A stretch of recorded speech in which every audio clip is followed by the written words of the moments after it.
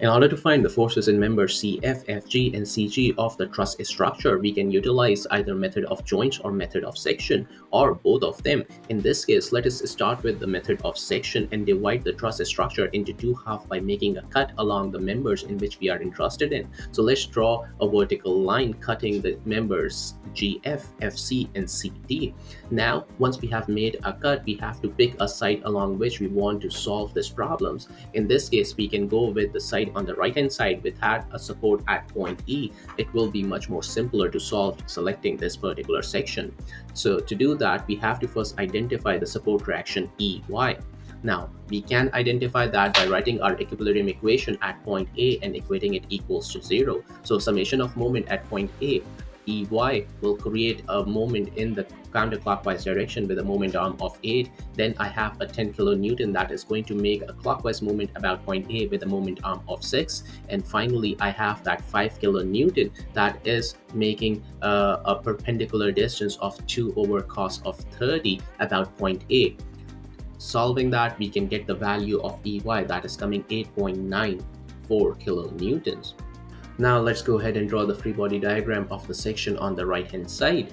Now, since we have made a cut along the members GF, CF, and CD, the internal forces along those members will become exposed. By convention, we select the forces in tension direction. That's why they are going away from the member. Now, once we have identified the forces, next we also have to identify the direction of those forces as well. The force in member FG is making a 30-degree from the horizontal, whereas the force in member C of F is also making a 30-degree in the counterclockwise direction from the horizontal. Other than the internal forces, we have an external load of 10 kilonewton applied at point F and a support reaction of 8.94 kilonewton in the vertical direction at E. Next, let's go ahead and write our equilibrium equation. We can start by writing a summation of moment at point E equals to 0. In this case, we have a load of 10 kilonewton that is making a counterclockwise moment about point E with a moment arm of 2. Now, force FCD, the force E of Y, and the force F of G won't create any moment as they are passing through the points. However, the two components of the force FC of F will create the moment about point E. So we can start by taking first the horizontal component of the force FC of F with a cosine 30 term. It has a moment arm of 2 times tangent 30, whereas the FCF sine 30 term have a moment arm of 2. Now, simplifying, we get the value of internal force along the member CF as negative 10 kilonewtons. Here, the negative sign is indicating that the force in the member is in the compressive direction. Next, let's go ahead and write the summation of forces in the y direction and equate it equals to 0. The vertical component of the force in member FG can be calculated by taking the sine 30 function. Next, I have a 10 kilonewton that is acting vertically downward, whereas the vertical component of the force in member CF can also be calculated by taking the sine function, and it is going in the negative direction as well.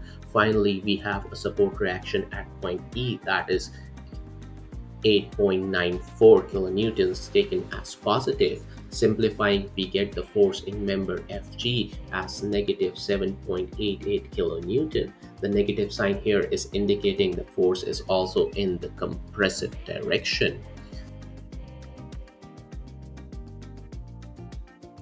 Finally, we are left with the force in member CG. To calculate that, we can utilize the method of joints and select joint G. There are 3 members that are connected to that. We have already calculated the force in the member GF as negative 7.88 kilonewtons, whereas we are interested in the force in the member CG that is acting vertically downward, whereas we have our force FG of H that is making a 30-degree from the horizontal as well. Now, writing the summation of forces along the x-axis, we can see that the forces in member GF and force in member F of G is identical to one another.